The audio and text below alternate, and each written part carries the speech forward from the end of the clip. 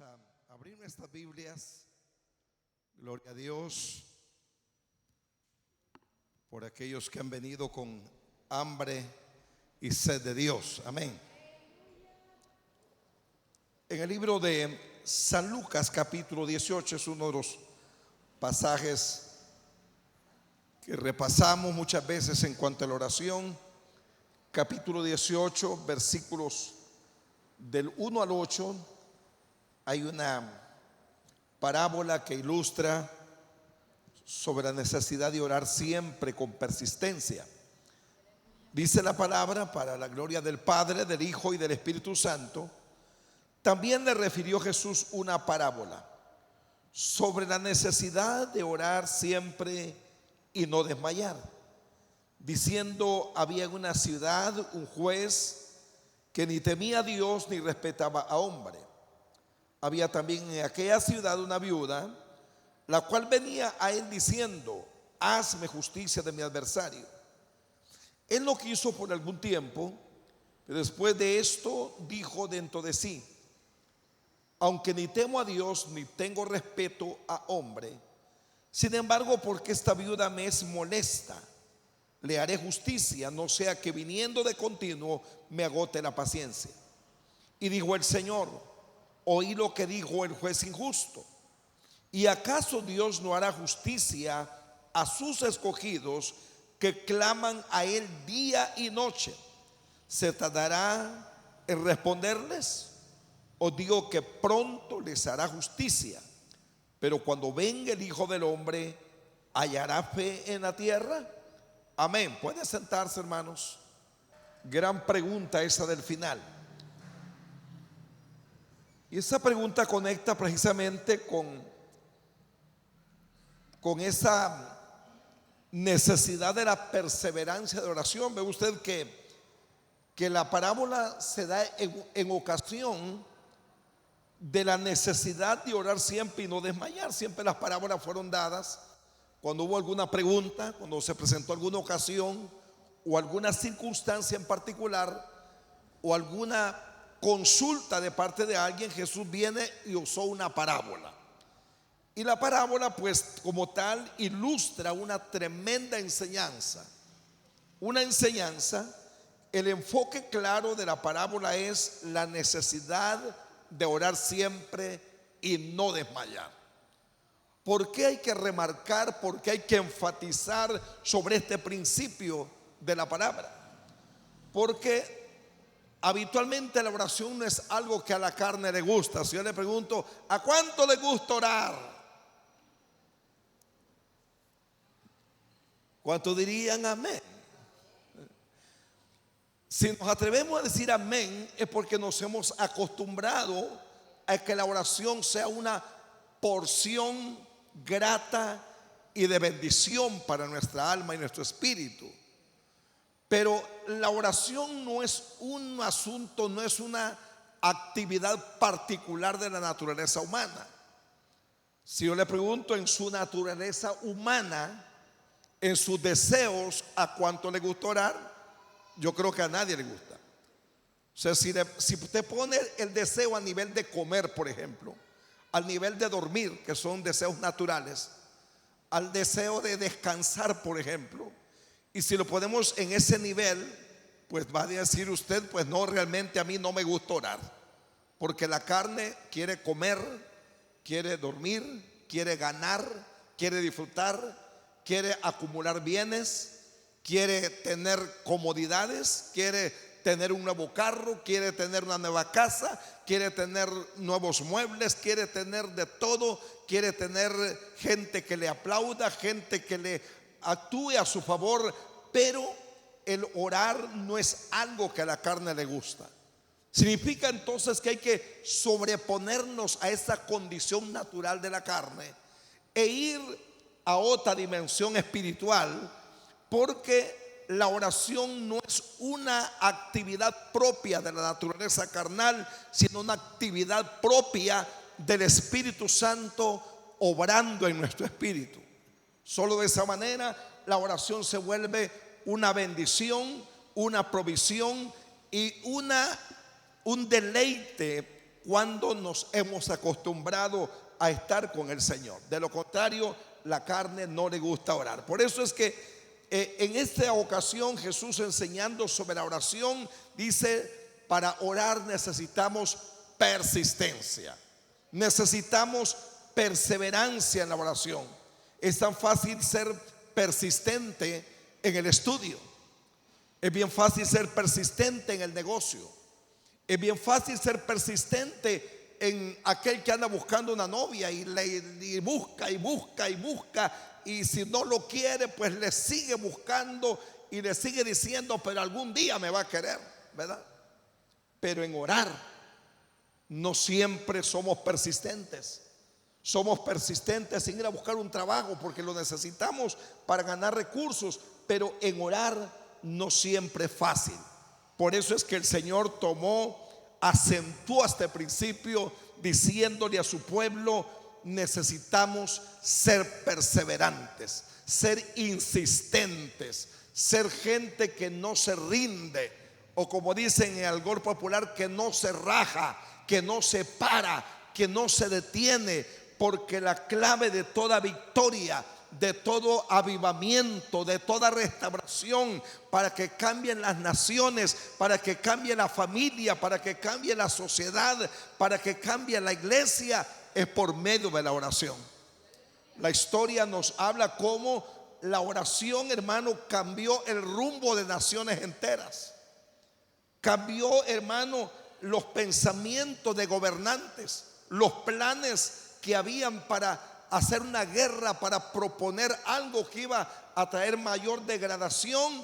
La oración del pueblo cambió y trastornó los pensamientos de los reyes, de los pueblos, de las naciones. La oración, hermano, trasciende, va más allá del hecho de: Señor, provee, ayúdame.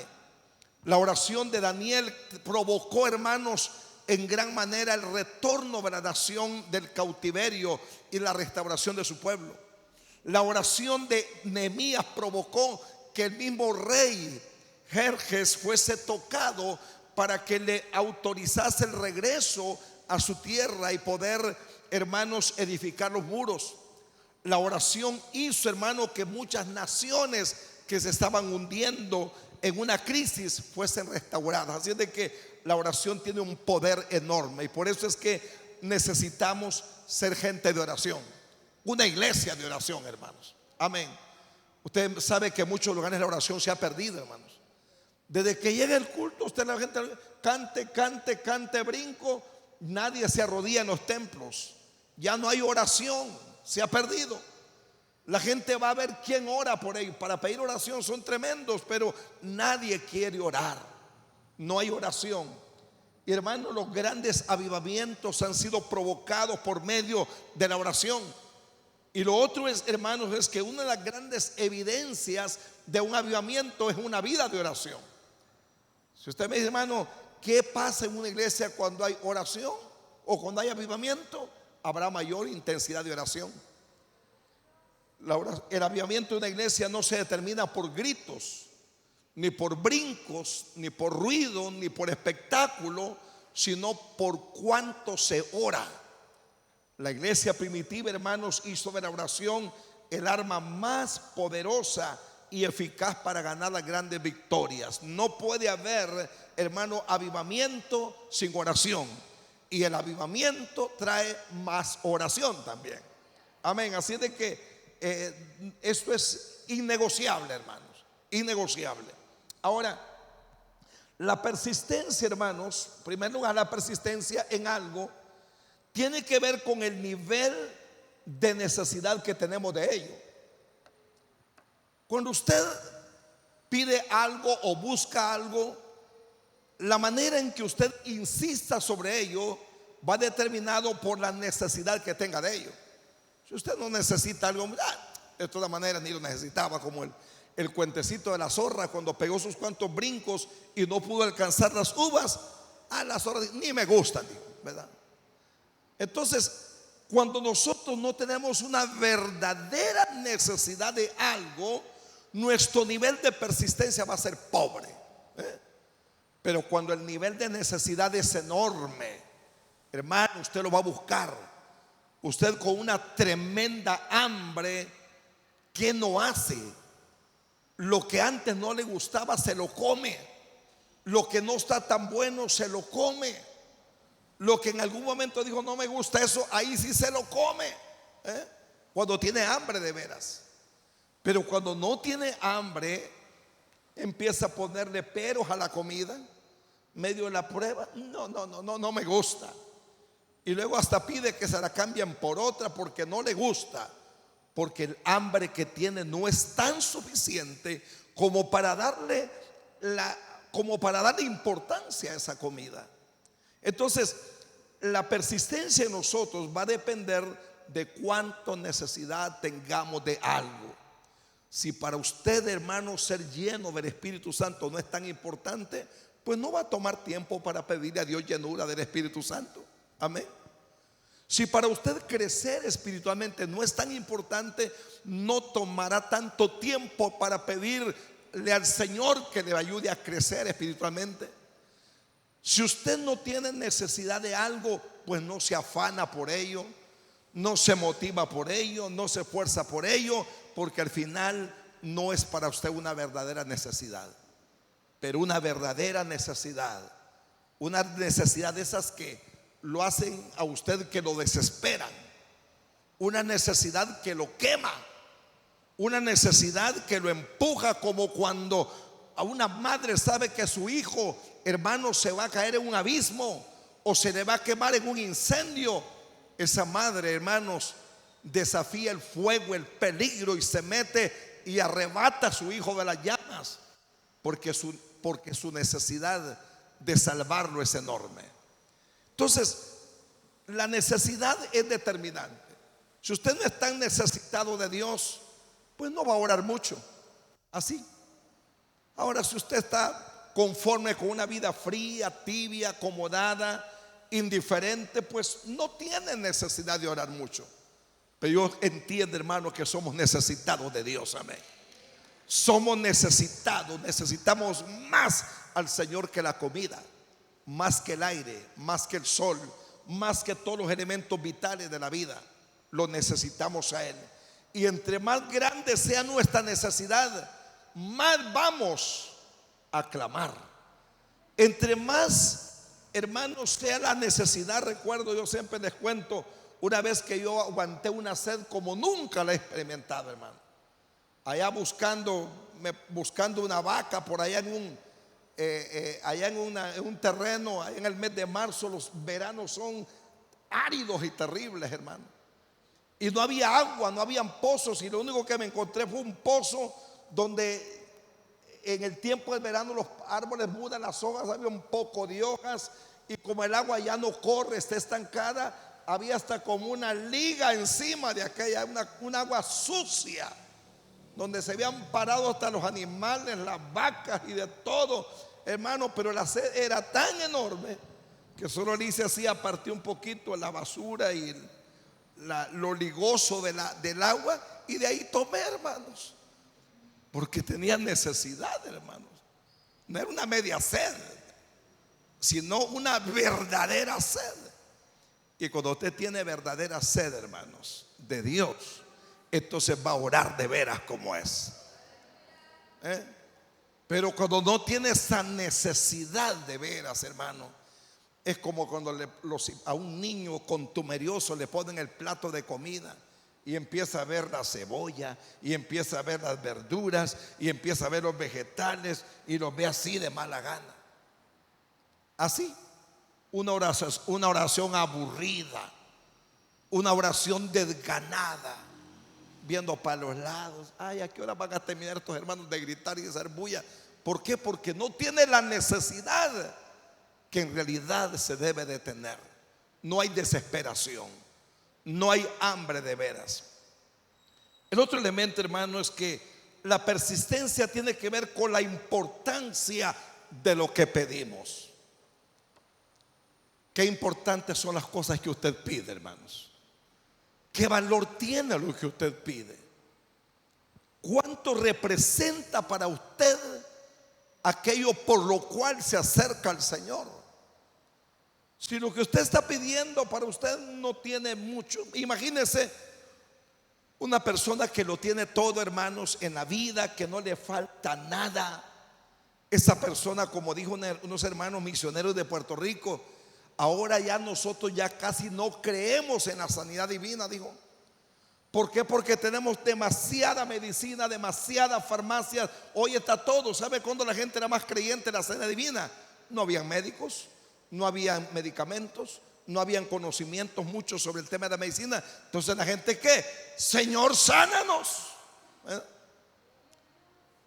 Había mayor necesidad de creerle al Señor, hermano, porque no había medicina, no había la manera. Ahora me dolió algo, una pastillita, por ahí otra pastillita.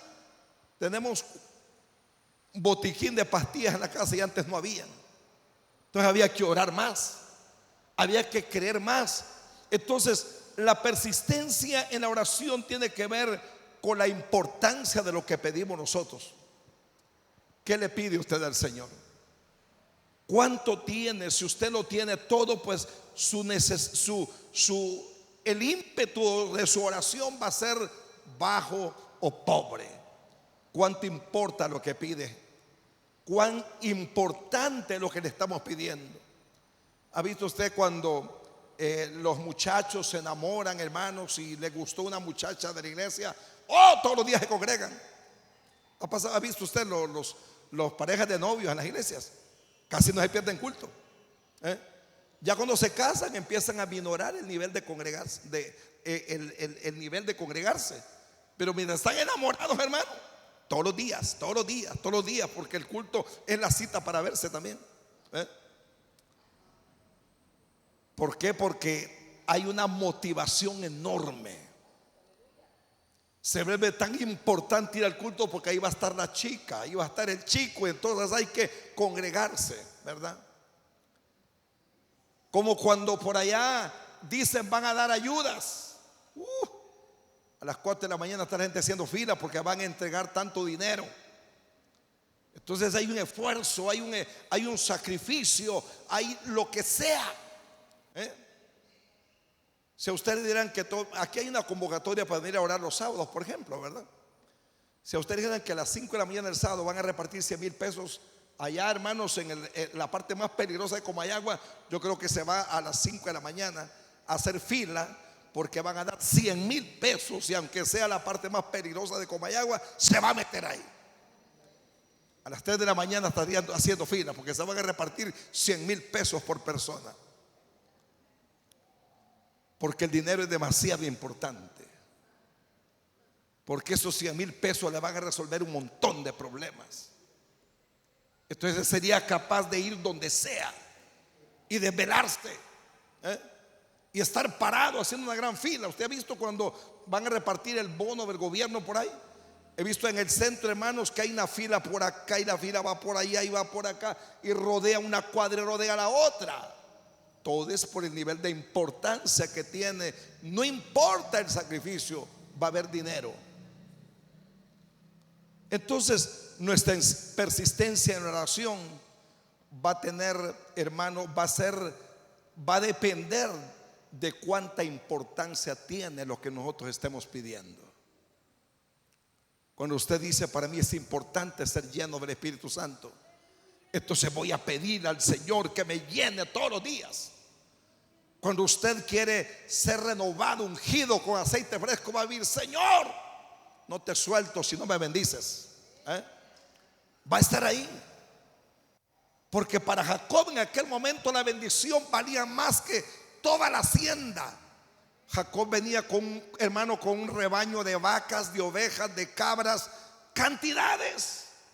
En ese momento no le interesan las 200 vacas, ni las 500 ovejas que pudiera tener, ni todos los 100 burros que podían ir ahí en el camino, ni todos los 200 camellos que podían ir en todo hermanos, en toda la hacienda. A él importaba una sola cosa: no te suelto si no me bendices. No te estoy pidiendo ni vacas, no te estoy pidiendo más ovejas, no te estoy pidiendo más terreno, te estoy pidiendo que me bendigas. Para él ese día escapar de su pasado, liberarse de la crisis, de la historia vergonzosa que había vivido, liberarse de todos los estigmas, hermano, era más importante que toda la hacienda que tenía. Por eso le dice: si no me bendices aquí, no me suelto, no me voy, no te suelto. Era la importancia, igual que Moisés. Para él era tan importante, hermano, la presencia de Dios en el desierto, que le dice: Señor, si tu presencia no va conmigo, no me saques de aquí, mejor aquí me muero, aquí me hago viejo. No importa si no avanzamos un metro más, pero solo tu presencia es lo más urgente y más importante para mi vida en esta etapa. Nada era tan importante para Moisés que la presencia de Dios. También la persistencia, hermanos, habla de la confianza de que tenemos de que Dios lo va a hacer. Amén. Usted no puede estar suplicando a alguien si sabe que esa persona no va a hacer nada, ¿verdad? Ya ¿para qué lo vuelvo a llamar? Cuando uno a una persona la contacta para algo y no le contestó la primera vez, no le contestó la segunda, dice: ni lo vuelvo a llamar. Ya sé que no quiere, ya sé que no tiene disposición, porque una o segunda vez que le llamó, que lo esperó, hermano, ya le dio la pauta para decir: esta persona no quiere nada. Pero cuando usted persiste y persiste y persiste, ¿sabe por qué lo hacemos? ¿Sabe por qué vamos a seguir persistiendo en oración? Porque sabemos, hermanos, que el Señor, tenemos la confianza que no importa si pasa un mes y pasa un año y pasan 2 años y pasan 3 años, como al mismo Abraham le pasó 25 años pidiendo y esperando el hijo. Él dijo: yo sigo creyendo, yo sigo creyendo, yo sigo creyendo, yo sigo creyendo, porque yo sé que Dios lo hará. Amén. Dice Hebreos que no desmayó en su fe, se mantuvo creyendo. Él no dijo: no, ya es difícil. ¿Cómo? Si esta viejita ya no tiene ni ovarios, ¿verdad? Se le tuyeron, se le secaron, ¿para qué seguir ya insistiendo? No, Dios había dicho: vas a tener un hijo, y de él siga creyendo, siga creyendo. Así de que nuestra persistencia va a estar determinada por la confianza que tengamos en el Señor, hermano. Amén. ¿Usted le sigue creyendo a Dios? ¿Alguna petición que usted ya tiene sus 2, 3, 4, 5 años y todavía no ha habido una respuesta así de clara? No la tiene. Yo sé que aquí hay hermanas que oran todos los días por un esposo que anda pando, que no se afirma, que no se convierte. Algún hijo, alguna hija que está por los montes todavía, y están allí clamando. Porque sigue orando, porque creemos que Dios lo va a hacer. Amén. Dios lo va a hacer. ¿Cuándo? No sé. Si va a salir destripado, medio destripado debajo de un carro viejo, pero que se va a salvar, sí se va a salvar. Amén. Que va a ser en la cárcel, a ver, no sé, pero en algún lugar el Señor lo va a salvar y el Señor va a resolver. Por eso, hermano, la persistencia va a depender de esa confianza absoluta y plena que usted y yo tengamos de que el Señor va a obrar. Amén. Aleluya. El Señor, hermano, no está cansado ni aburrido de oírlo orar a usted. Él no es como uno que cuando a la gente molesta mucho, pues vemos la parábola, hermano, la parábola que Jesús presentó para hablar de la actitud del Señor. Dice: una viuda está ahí clamando: hame justicia de mi adversario. Y el juez dijo: yo ni temo a Dios ni temo a hombre, pero tanto que insiste esta señora que le voy a hacer justicia. Y esto que este juez pues no le temía a Dios, ni tenía compasión de personas, no tenía ningún afecto ni sentimiento por las personas. Sin embargo, la persistencia, la insistencia de ella hace que este hombre diga: le voy a hacer justicia, para que ella se calle. Pero el Señor, usted sabe, hermanos amados, que no es juez injusto. Él es justo. Amén. Él no es infiel, Él es fiel. Él no contesta oraciones solamente para que ya no nos desgalillemos nosotros. Él no contesta oraciones solamente porque quiere que usted ya deje de hacer bulla. Sencillamente Él es bueno, Él es fiel, amén. Y Él va a obrar, Él lo va a hacer. Por eso es que en Lucas, en el capítulo 11, versículo 5, versículo 10, nos ilustra también este elemento, hermanos. Y todo eso ilustra de alguna manera no solo el elemento de la oración, sino la actitud que el Señor tiene ante ello. Capítulo 11, versículos del 5 al 10 del mismo libro de San Lucas, dice así esta palabra. Hablando de ello, dice: ¿qué padre de vosotros? Versículo del 5 al 10.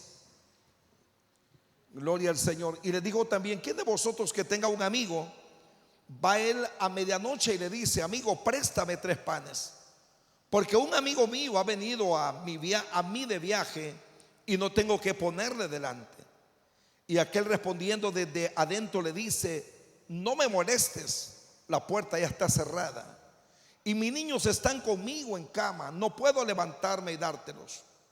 Os digo que aunque no se levante a dárselos por ser su amigo, sin embargo por su importunidad se levantará y le dará todo lo que necesite. Ahora dice el Señor: y yo os digo, esta es la parte que el Señor, donde Él garantiza, donde Él da una apertura, dice: pedid y se os dará, buscad y hallaréis, llamad y se os abrirá, porque todo el que pide recibe, el que busca halla, y al que llama se le abrirá. El Señor dice: debería de levantarse, en que sea por la insistencia que esa persona tiene, por causa de la necesidad, la urgencia que tiene. Pero yo le digo, el Señor dice que el Padre Celestial no va a estar diciendo: ya no quiero, no, ya por favor, ya no me hagas bulla, ya no me pidas, ya no grites. Yo más bien les digo, dice el Señor: pedid y se os dará, buscad y hallaréis, llamad y se os abrirá, porque todo el que pide recibe, el que busca halla, y el que llama se le abrirá. Dios lo va a hacer, porque Dios no está sordo, ni está cansado, ni padece, hermano, de olvido. Él siempre, su oído está atento al clamor de los justos, y tarde o temprano hará justicia a favor de sus siervos. Otro elemento, hermano, es que la persistencia implica que Dios tiene el control y que Él está obrando a nuestro favor. Dios tiene el control. Uno es el que se pone descontrolado, pero Él tiene el control, hermanos. A veces nosotros, cuando las cosas no se resuelven en el tiempo que queremos y estamos abrumados por los problemas, no hayamos qué hacer, nos ponemos nerviosos, ansiosos, preocupados, se nos ve el sueño, nos estresamos. Hermanos, qué bonito es entender: si usted ha aprendido a depender de Dios, sepa, Dios tiene el control. Amén. Dios tiene la salida como sea, como le dijo Mardoqueo a Esther: si tú no te quieres mover, no te muevas, pero yo sé que el respiro vendrá de algún lado. Aprendamos, hermanos amados, a no ahogarnos por la tensión, a no ahogarnos por la desesperación. Dios tiene el control. Aleluya. Dios sabe cuándo lo va a hacer. Así de que mientras usted sigue orando, persistiendo y persistiendo, debe tener claro que Dios tiene el control de todo. Dios tiene el control. Él sabe cómo, Él sabe cuándo, Él sabe por qué, Él sabe de qué manera lo va a hacer. Así de que usted no le puede torcer la mano a Dios. Sencillamente persista. Lo que aquí nos manda es persistir en la oración, porque Dios tiene el control, porque Dios siempre va a estar obrando a nuestro favor. Él siempre va a sacarnos adelante, hermanos. Aun cuando pensemos que nos estamos ahogando, el Señor le dice: confía en mí. Empezamos a ahogarnos como Pedro en el agua, pero Dios dice: yo tengo el control. O estamos gritando en la barca: Señor, despiértate, no tienes cuidado que perecemos. Imagine diciéndole al Señor que no tiene cuidado Él. Qué atrevimiento decirle al Señor: y es que no tenés cuidado, Señor. ¿No ves cómo estoy con este problemón que se me ha venido encima? ¿No ves que me estoy ahogando? ¿No ves la situación en que estoy? Cuidado. El Señor, hermano, descansando, durmiendo, mientras el barco se tambaleaba y la tempestad azotaba el barco, los discípulos dicen: no tienes cuidado de nosotros, Señor. El Señor dice: ¿qué les pasa a ustedes, hombres de poca fe? Si Dios tiene el control de la atmósfera, del tiempo, de todo, Él es el que tiene. Así de que, hermanos amados, cuando la persistencia implica, hermano, que Dios tiene el control y que Él está obrando siempre en nuestro favor. Dios tiene en sus manos tu situación, tu demanda, tu problema. Dios lo tiene en sus manos. ¿Cuándo se va a resolver? Dios sabe cuándo. Amén. Si es hoy, gloria a Dios. Si es mañana, gloria a Dios. Pero debe de saber, hermano, que si Dios no te da respuesta hoy, es porque algunos ajustes está haciendo en nuestra vida. Eso es como cuando pensamos en que el niño de 5 años, de 6 años, está pidiendo un celular. Y tú sabes que no es el tiempo y que no debe de hacerlo. Y aparentemente, yo quiero un celular, y el niño que arma berrinche porque ya quiere celular. Es que no te puedo dar el celular todavía porque no estás en la capacidad de manejarlo. Eso te va a hacer daño. Así de que el Señor tiene el control, porque también está preparándolo a usted para lo que le va a dar. Amén. Hay gente que quiere prosperar así, y el primero cuando medio prospera se arruina. Hay hermanos: Señor, dame un carro para servirte. Y ya cuando lo tienen, hermano: ay, no me lo toque, me lo van a rayar, cuidadito. Y entonces Dios tiene el control. Una vez recuerdo, en aquellos primeros años, creo que algunos también sabrán del profeta, el hermano Ángel Hernández, en Valle Bonito. Y una de las visitas que nosotros hicimos por allá, hacer algunos ayunos, recuerdo que él nos contaba uno de sus testimonios de que una vez llegaba, y como llegaba gente de todo Honduras y de fuera de varios países, llegaban, y él, desde que alguien iba a ir por aquí por la Libertad, ya sabía que alguien iba a llegar a tal hora y en qué carro iba, ¿verdad? Entonces, y un día dice que llegó alguien y el Señor le dijo: esta persona va a viajar a los Estados Unidos. En aquel tiempo viajar a Estados Unidos no era para cualquiera, ¿verdad? Ahora todo el mundo va a Estados Unidos casi, pero el tiempo no era fácil, ¿verdad? Fulano dice, el Señor le dice: fulano, ese que viene, va a ir a Estados Unidos. Pero él dice: me lo dijo el Señor a mí, pero no me lo dijo que se lo dijera. ¿Y por qué no me dijo que se lo dijera? Porque esta persona, en su emoción, iba a empezar a buscar la manera, quizás hasta endeudarse, a buscar cómo ayudarle a Dios para ir a Estados Unidos. Entonces dice: Dios no me dijo que le dijera, porque sabe el carácter que tiene. Sabe que ante la emoción iba a empezar a buscar la manera para ir en el tiempo de él y no en el tiempo de Dios. A los meses después, dice, esta persona volvió a ir y ya le dijo: hermano, gracias a Dios he andado en Estados Unidos. Le dijo él: hace meses yo lo supe, le digo, pero no me dijo el Señor que se lo dijera, para evitar que usted empezara a correr a hacer cosas por su propia cuenta. Entonces, hermanos, en esto es importante que nosotros sepamos que Dios tiene el control y que siempre está obrando a nuestro favor. Pero cuando nosotros, hermanos, hacemos que las cosas lleguen en nuestro tiempo, de repente no estamos ni preparados para recibir. No estamos preparados. Queremos cosas porque otro las tiene. Queremos cosas porque otro allá le fue bien. Aquel prosperó, mira que aquel montó un negocio de este tipo y le fue bien. Y empezamos a hacer cosas nosotros queriendo hacer lo mismo, hermanos, y no nos funcionan. ¿Por qué? Porque no estamos preparados. Digo: pero ¿por qué a aquel le funciona? Es que aquel no es hijo de Dios. Aquel Dios no tiene tratos con él, pero con usted sí. Amén. Con usted sí tiene tratos, con aquel no. Aquel déjelo. Dios no se ha metido en la agenda de esa persona, o todavía no se ha metido, o algún día se va a meter, pero de momento el control lo tiene con nosotros, el trato lo tiene con nosotros. Amén. Así de que por eso la persistencia debe estar, hermano, debe reposar en ese principio de que Dios siempre está obrando a nuestro favor. También la persistencia indica, hermanos, que nos está moldeando y por lo tanto llegará el tiempo de Dios. Dios nos está moldeando, amén. Espero, hermanos, que los años para nosotros en el Evangelio no solamente nos hagan más viejos, sino más maduros, más comprometidos, más fieles, más espirituales, más consagrados.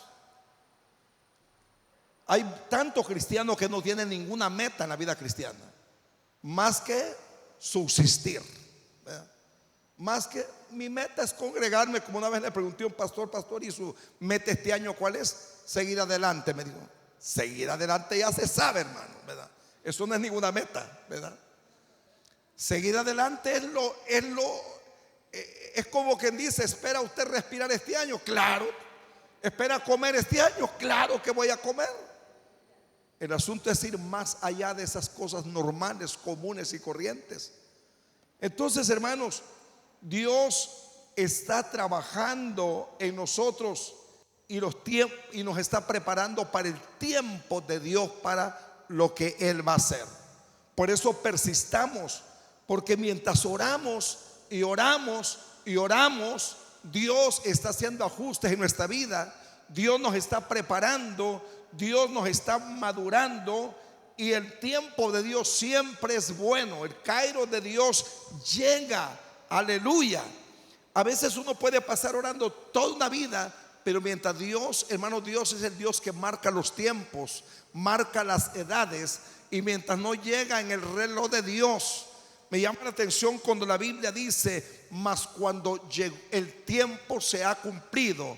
En otras palabras, mientras no se cumplió el tiempo, lo que Dios iba a hacer no llegaba, sino hasta que el tiempo de Dios se estaría cumpliendo. El tiempo se ha cumplido y el reino de los cielos se ha acercado. Significa que Dios tiene un programa, tiene una agenda que usted no se la va a acelerar, hermanos. Ay, Señor, ven pronto. Usted no va a acelerar a Dios. En alguna manera decimos que nosotros podemos acelerar su venida si como iglesia le buscamos, si le servimos, si adoramos. Puede ser que sí, pero Dios tiene todos sus tiempos y sus planes están perfectamente calculados, hermanos. Él no llega tarde, Él siempre llega a tiempo. Él no llega antes de tiempo ni después de tiempo. Por eso es que seguimos orando y esperando los tiempos de Dios para cada cosa. Probablemente el año 2026 sea tiempo de cumplimiento para algunas oraciones, sea tiempo de cumplimiento para alguna restauración, para algún mover de Dios, para algún milagro. No lo sabemos, puede que sí, y confiamos que así va a ser, porque hay tiempos que se vuelven desiertos. Hubieron 40 años de un desierto, hermano, de improductividad, de esterilidad, pero vino un tiempo productivo. Así de que confiamos en los tiempos de Dios. Usted no puede presionar, ni manipular, ni empujar a Dios. Por eso es que lo que hay que hacer es seguir orando mientras los tiempos de Dios llegan, mientras la respuesta llega. Estaba viendo la experiencia de Daniel en el capítulo 10, creo que en el versículo 12. Él estuvo 21 días orando. Y cualquiera pudo pensar, y este siervo de Dios, ¿por qué no le hablaba a Dios en el segundo día? ¿Por qué no le habló en el quinto? ¿Por qué no le habló en el 10º? ¿Por qué no le habló en el día 15? Si era un profeta de Dios con una intimidad profunda. Pero cuando Dios viene y le habla, dice, desde el día en que dispusiste tu corazón para humillarte delante de mí y entenderme, yo oí tus oraciones. Yo he estado delante de ti. Podríamos decir que era un silencio todos los días, que Dios no oía o que Dios no hablaba. Pero Él le dice, no, yo he estado oyendo, yo he estado pendiente. ¿Cuándo? ¿Desde cuándo? ¿Cuál fue? ¿Qué fue lo que marcó el tiempo para oírte? Cuando te humillaste, cuando dispusiste tu corazón para humillarte y entender a Dios. Desde allí, dice el Señor, te empecé a oír. Así de que la clave es humillarnos delante de Dios. Amén. Entender a Dios, no manipular a Dios, sino entenderlo a Él y entender su voluntad. Desde allí, dice el Señor, yo te estaba oyendo ya. Podía ser que pasaran los días y como si Dios no hablaba, pero Dios estaba oyendo. Dios estaba ya pendiente de la oración de su siervo. Todo eso, hermano, nos dice entonces la manera en que Dios quiere que sigamos esperando en Él. Esperando en Él.